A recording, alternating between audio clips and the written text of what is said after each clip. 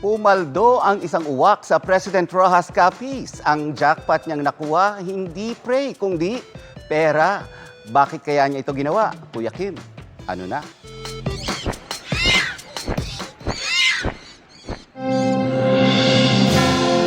May kasabihan, the early bird catches the worm. Pero ang uwak na ito sa President Rojas Capiz, hindi uod ang nahuli, kundi pera. Paldo!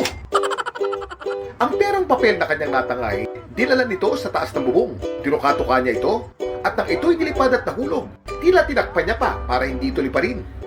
Ang uwak sa video, alaga ng alkalde ng President Rojas.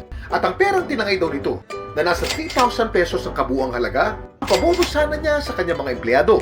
Nang makita naman daw ng uwak na may mga batang nagsasaya, hinulog niya ang ilang piraso ng pera.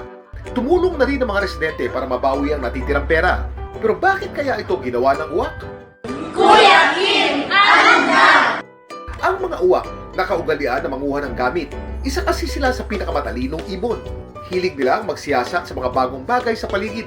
Ang iba namang uwak na gumagamit ng mga bagay bilang laruan.